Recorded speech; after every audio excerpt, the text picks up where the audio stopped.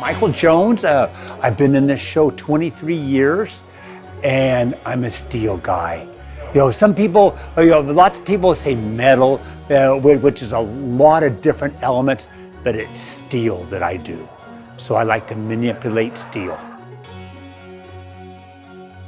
Oh, I was always an artist. Elementary school, first grade, second grade, I was a kid that painted the windows for the holidays. You know, we did the tempera paints, and so I did that. And so I was always creative. I did some ceramics, I did some watercolors, but at high school age, I started working with steel, with metal, welding shop, and that was it for me. I just started doing sculpture immediately. My work is evolving all the time, and it's evolving, and I think it's a natural thing in being an artist, and I think it's a natural thing in collecting that you move towards simpler lines. And architecture is being inspired by much more contemporary elements. So straight lines, simplicity, but great strength and simplicity. So I am working on some pieces that I just think are probably a little bit more industrial contemporary. Every once in a while I get to break out and do something just that I want to do. And so I've been doing some of that. You start out as an artist, you start there. However, that doesn't pay the bills. And so I actually went on with a welding career. I became a nuclear certified welder for the US government on the MX missiles and Trident subs. So that was my welding expertise. I continued to do sculpture on the side, but I'd have to do shows within 500 miles so I could get back to work on a Monday morning. So I did that for a number of years, and then one day I couldn't do both. As naive as this may sound, never once did I consider doing art as a business. I made all the money I needed to make with the government. I did art because I was passionate about it. I was apprehensive about making that step because I just didn't want to lose my passion. But here I am 30 plus years later, and it was a good move. You know, steel is considered a hard and a cold medium.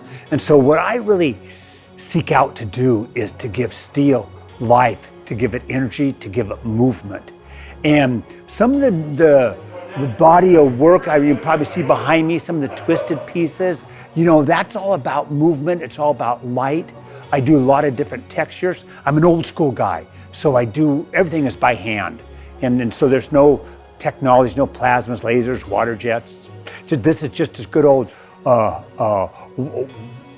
oxyacetylene torch, a welder, a forge, and sweat. That's the way it gets done. It's so much more than an art show. It's a community, and it's a community of artists, it's a community of collectors, and there's social events, and all the interactions, and parties and dinners. You know, we just love the energy here, and your collectors become friends, and that's what the celebration is about. What's evolved is, as many artists, you do a lot of different shows. So I went from doing 20 plus shows a year all over this country to this is the only public showing of my work. So I do no other shows, and I do so many commissions that what I did, I brought my clientele. I brought my clientele all over the country to this show.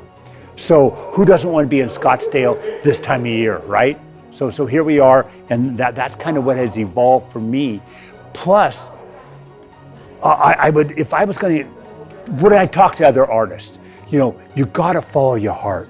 You know, that's the thing you do, and because people respond to that. I think you can see when people don't, that it's not really heartfelt, and collectors see that. So when you follow your heart, people respond, and as they respond, it lets you take that next step to move your art in that direction that you want it to go, and it just continues to build. You work many years on this momentum to get this ball rolling, and as you do that, it's all about following your heart.